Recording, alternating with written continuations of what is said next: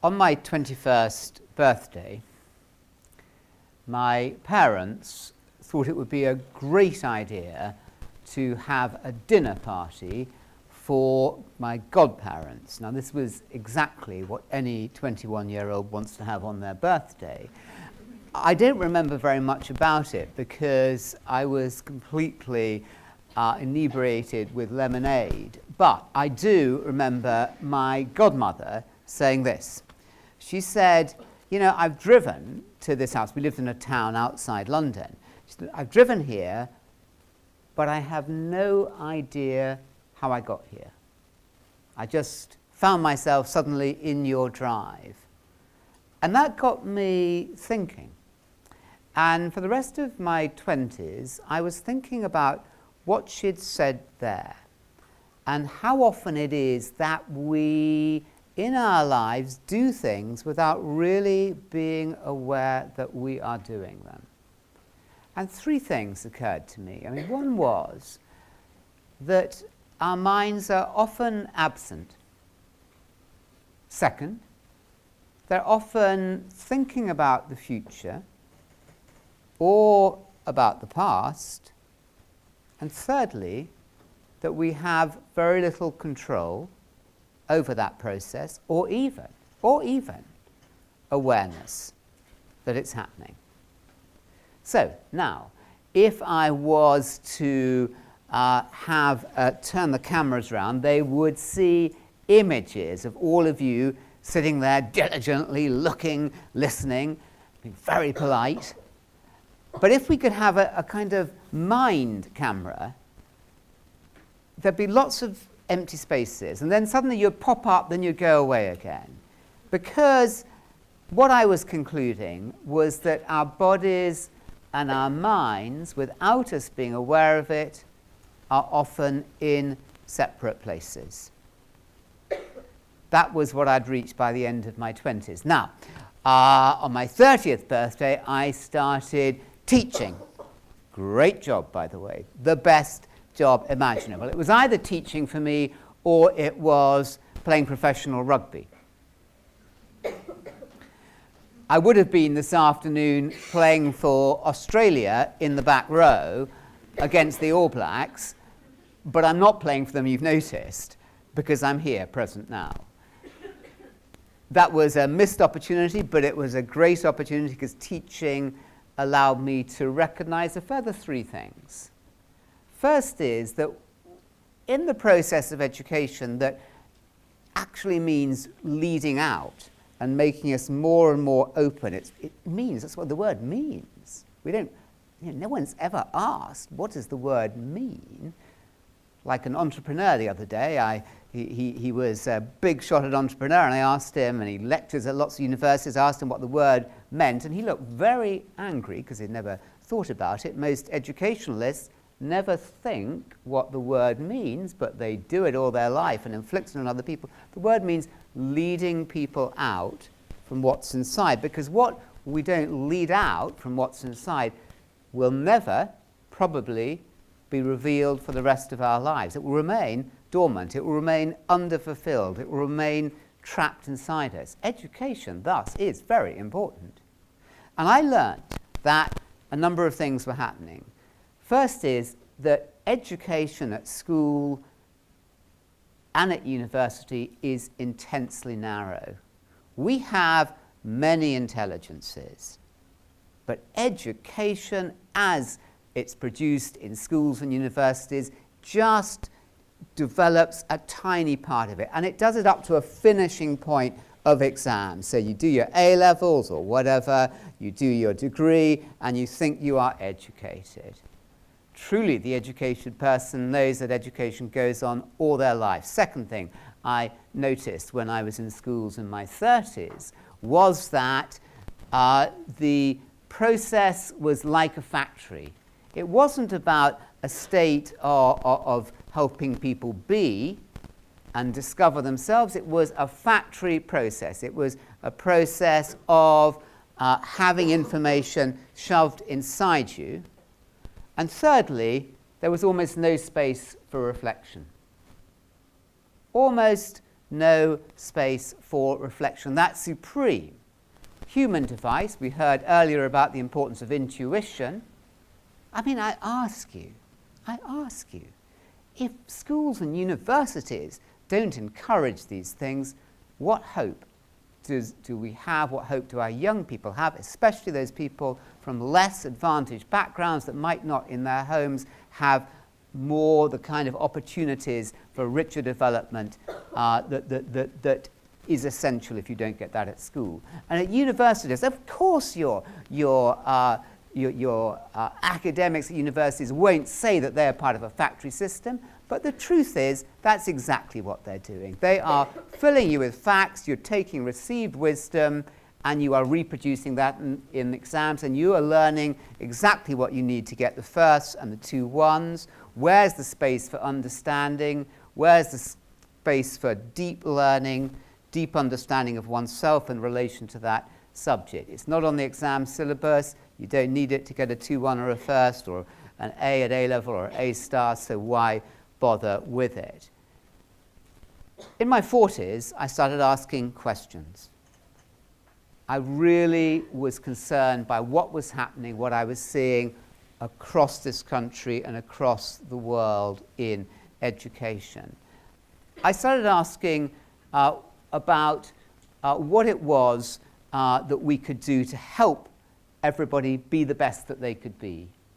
This was not something that schools, many schools and universities, seemed to be very interested in. But what in fact could be done to help people be the best that they could be?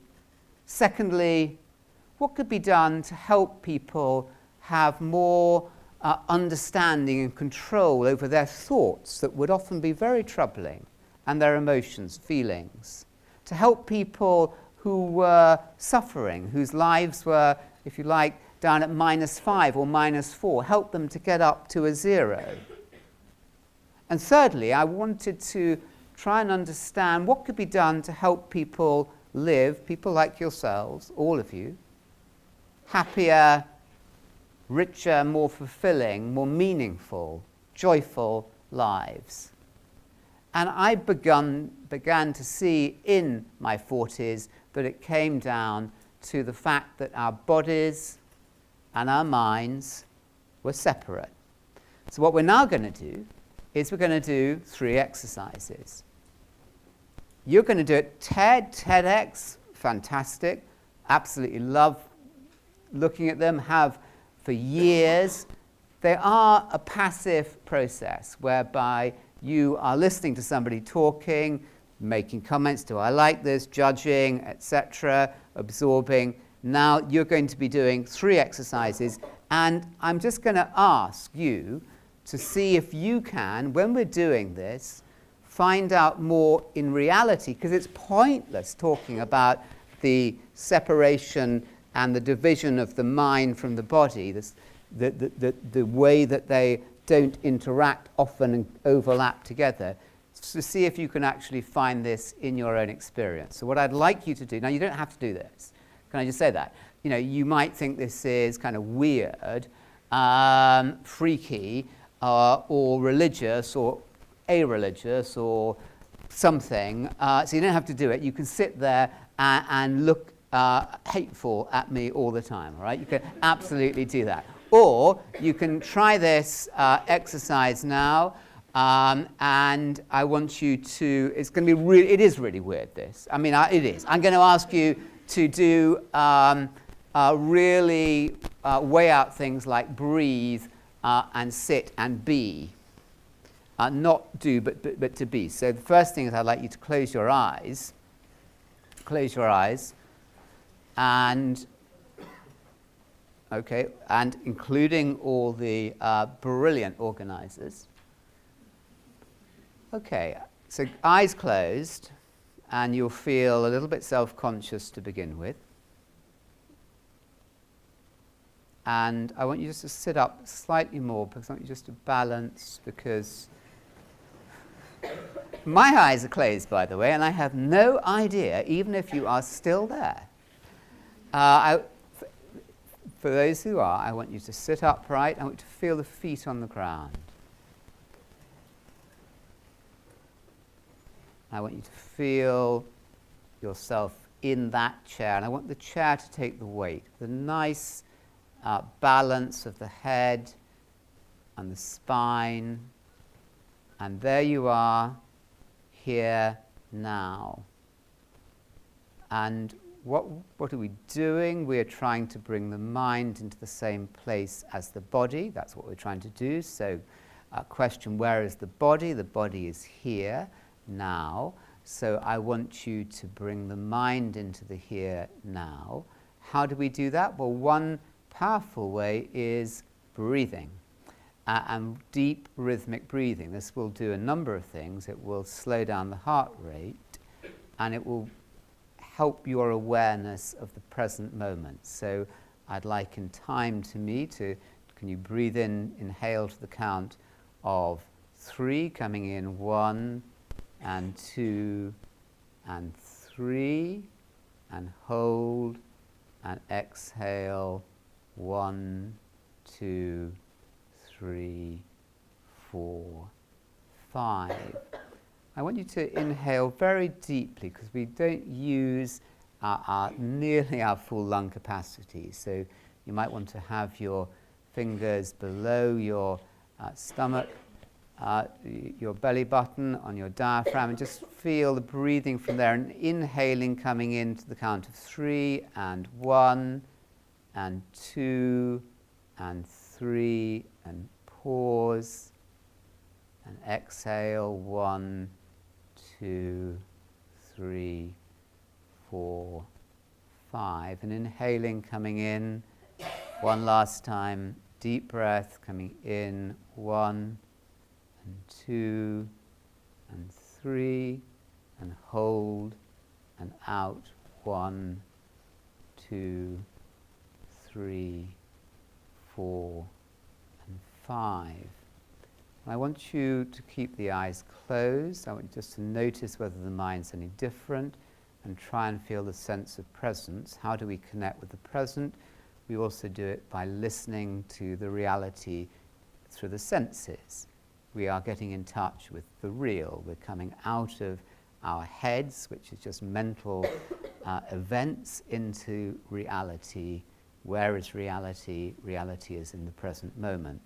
So feel the feet on the ground. Imagine your bare foot. Come up through the legs. Feel yourself sitting in that chair. Feel your back against the chair back. Listen to the sounds in the room. Just taste in your mouth. Feel your lips with your tongue.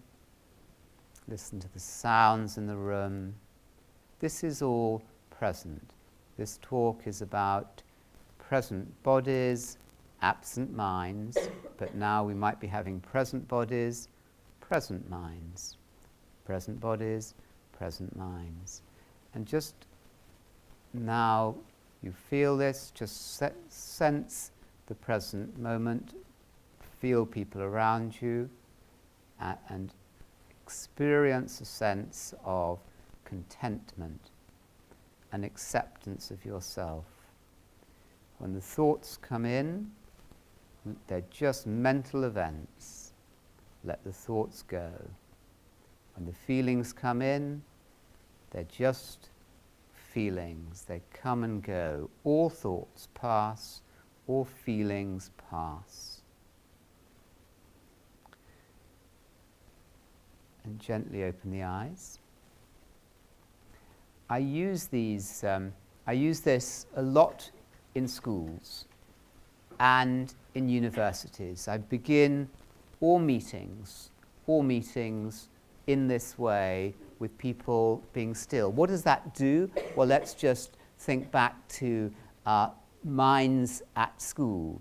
Children coming in when you were children off the playground, whatever age you are, they come into a lesson, and you think that you have, the teacher fondly thinks, if it's a biology or a maths or an English lesson, that the kids are all present because their bodies are present. I mean, honestly, the teachers actually think that because they see a row of 30 bodies in front of them, that there are 30 minds present. There's often not a single mind present. Where are the kids? The kids' minds are back on the playground. They're thinking ahead to lunch. They're thinking ahead to what they're going to do when they get home. They're playing with a computer game under the desk. Their minds are any which ways, often but present. By taking time out in our day, we grow in stillness and presence. So, the benefits of doing this, you can find them.